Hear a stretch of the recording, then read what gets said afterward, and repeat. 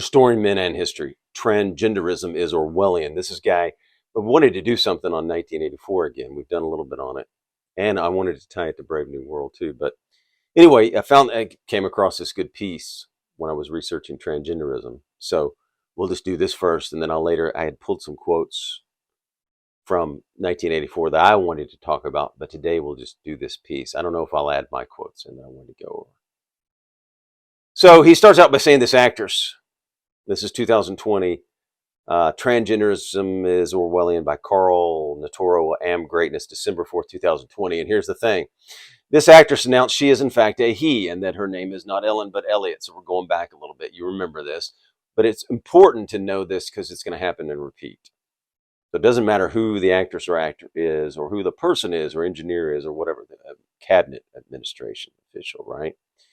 Wikipedia immediately sprang into action. Here's where you go to 1984 to rectify Elliot Page's article. You remember that? Changing every instance of her name and her pronouns. Can't change that. To conform to her new truth. Remember, her new truth. It's not the truth.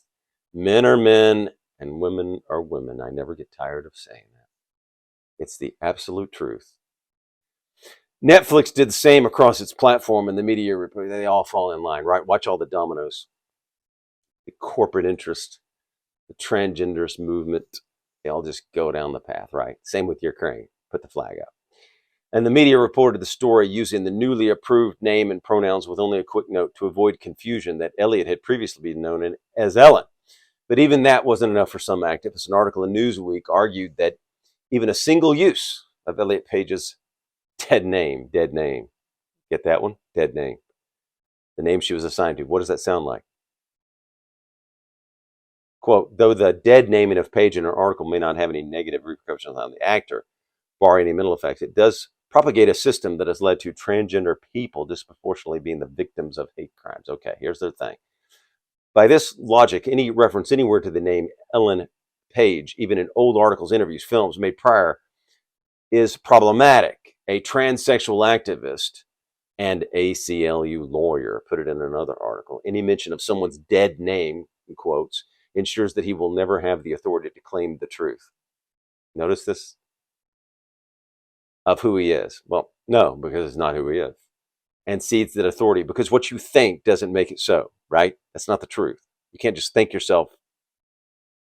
Cedes authority to the structure of power and discrimination. Funny how they use words. They write laws to what? Create discrimination to supposedly indiscrimination, right? Oceania was at war with East Asia. Oceania had always been at war with East Asia. This is from the book, 1984. A large part of the political literature of 5 years was now completely obsolete. Reports and records of all kinds, newspapers, books, pamphlets, films, soundtracks, photographs, all had to be rectified at lightning speed. That's today, right? They've got to tear down all the statues. They've got to tear down the past. They've got to tear down history. They've got to change the language. That's today. Think of the language changes. Even the term dead name, he says, has a certain newspeak quality to it, of the B vocabulary variety. Let's quote the book again. The B vocabulary consisted of words that had been deliberately constructed for political purposes. Now everything's political, right? ESPN's, all these networking programs, Disney, ESPN, they're all political, right? Political nonstop, 24/7, going in your brain, changing. To which they only had every case of political implication, but they were intended to impose a desirable mental attitude on the person using them. The B words were a sort of verbal shorthand, often packing whole ranges of ideas into a few syllables, and at the same time more accurate and forcible than ordinary language. The B words were in all cases compound words. They consisted of two or more words or portions of words welded together in an easy pronounceable form. Doublethink, dead name, good sex. Fits right in. So he goes on, and there's no reason these words shouldn't, right? So think about that real quickly, about those words and the words today that are coming at you and what you're forced to say and how they want to control you and why they want to control you. With the language, we just did one on the language. They're trying to control you with the language. A moment's reflection will reveal that the current gender theory shares the same metaphysics which undergirds the framework of 1984, he says. In both conceptions, reality exists in what? The human mind. And I talked a little bit about this at the last men's conference. It's not what's in your mind, it's what's the truth.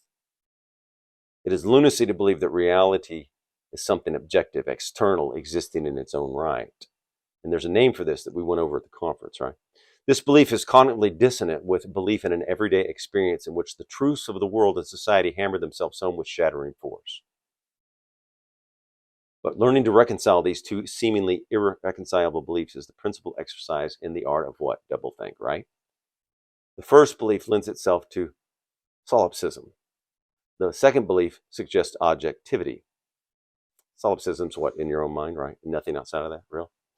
But the synthesis of the two leads in a perilous equilibrium where the only real goal is what? We talk about this a lot all the time. What's the goal of the Marxists behind the scenes?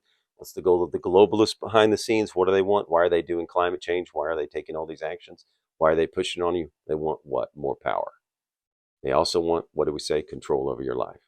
Controlling what you think, what you're allowed to say, what you can say.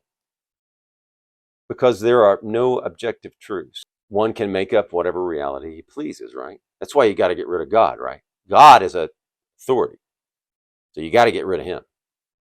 Can't have God, because that gives you a solid place of authority. So you got to remove God. You got to remove the father. Remove the mother too, by the way, while you're at it, because she's an authority. That's why you have this parents versus the state. You see how they maneuver? Got to take away God. Got to take away family. Got to take the mother. What is that? Birthing parent? No, no thanks. Father. Roles. They want to take away tradition. Notice this. Why? For power. You break tradition, you get power. Break the father, you get power. Break the mother, you get power. Break the family, you get power. No God, more power to big government. All right, let's go on. But because there are no objective truths, one can make whatever reality he pleases. But, he goes on to say, because one has to contend with other thinking beings, what does he have to do? What do you have to do if you have to contend with other beings? In order to have true control over reality, he must control them, right? He must control your thoughts. There's no objective standard to which one can appeal, only one's ability to control everyone else. And what? What do they try to do? They try to force you to accept their truth. That's the force. It's not okay that they go to the room and put on a dress and in their house and say they're a woman to themselves. They want you to say they're a woman, right? That's the terrible thing. And then they want to compete in women's sports, and we could go down this all day. Ridiculous. Summed up in another Orwellian maxim, God is power. Now you can always reverse those, right? In 1984. And with such maxims, the maxim reversible is what? Power is God. War is peace. Peace is war, right? Power typically is the ability to make people do things they would otherwise not do. So you saw that level of control for years now, all through COVID, right? You had governors telling you couldn't go to your second house. And for power to be meaningful, one must in fact make people do things they otherwise would not do. Take the jab, take the vax, wear a mask, right? Absent that, totalitarians anti-freedom and the freedom side. You always have this going on, right? This freedom side versus the anti-freedom side. For absent that, it would simply be the confluence of people's desired actions. But in collective solipsism, it's not enough to make people do things. You must make them what? Believe things. And we will not. As much as one can believe in something they know to be false. So this is the system. You got to force people to believe in things they otherwise would reject. Without doing so, the objective world would still have the primacy. In the end, here's another quote from 1984 that he put in. In the end, the party would announce that 2 and 2 made 5. And you would have to believe it. It was inevitable that they should make the claim sooner or later. The logic of their position demanded it. A woman will announce that she's a man and you'll have to believe in it, right? No, we do not, and we will not. No matter the lunacy of the statement, a man can have periods. No, he can't. A man can get pregnant. No, he can't. A man can breastfeed. No, he can't. This is ridiculous. This is pathetic. I saw a friend did a post on this just the other day of some man sitting chair trying to breastfeed or something. That's just insanity. And there are the useful foolishness, right? There's the useful fools, and then there's the powers that be that want more power. That guy probably was a useful fool. Quote, the party told you to reject the evidence of, oh, this is a good one, your eyes and ears. And there you can go back to God in the Bible, right? Eyes and ears. Remember all those quotes about it was their final, more essential command. His heart sank as he thought of the enormous power arrayed against him, the ease with which any party intellectual would overthrow him in debate, the subtle arguments which he would not be able to understand, much less answer. So let's go back. It was their final. The party told you to reject the evidence of your eyes and ears. So here's the point we make a lot here. Open your eyes. Open your ears. See. Self-evident. Men are men and women are women. You see it in real life. You may not be able to trust the news images and what you see on a TV or a computer, but you can trust what you see with your eyes and hear. You have to research for the truth now. Truth. And let's just read this. And that's why they've got to wipe out God too, right? Jeremiah 5:21 said what?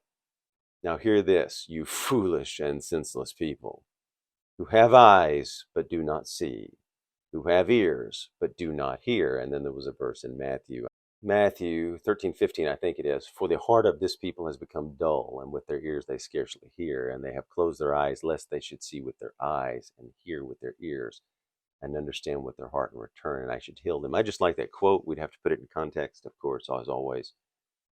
But the point, I think, to all of this is, we kind of took it out of context there, but anyway, I think these are good quotes. Open your eyes, see. Open your ears, hear. All right, let's go on. Power typically is the ability to make people do things they would otherwise not do, right? We always talk about how it's about power. They want more power and they want control, and you saw it for years now. You've seen a federal government that takes over power from the states and constitutional authority, but you've seen it during COVID too. And for power to be meaningful, one, in fact, must make people do things they otherwise would not do. For absent that, it would simply be the confluence of people's desired action. Reams of paper generated by minds said to be the brightest of our generation, enraptured by their own sociological brilliance as they deconstruct everything, right? Critical theory is what? To destroy. Destroy the statues, destroy history, destroy the founding fathers, destroy our heritage, destroy the history, destroy God. That's what Marxists do, they destroy. Their angry wells display the hatred of the things that deep down they know to be true and beautiful, the true, the good, the beautiful, right? Friendship of the good. What is beauty? What is truth? Their hatred stems from their knowledge that an objective standard would force them what? Face their own inadequacies, right? That takes away their specialness, their specialty, why they are different, unique. This hatred, because it's an objective standard, shows them that they are less significant than their upbringing suggested and their ego. Quote from 1984, and yet he was in the right. They were wrong, and he was right. The obvious, the silly, and the true had got to be defended. Truisms are true. Hold on to that. The solid world exists, and its laws do not change. Stones are hard, water is wet.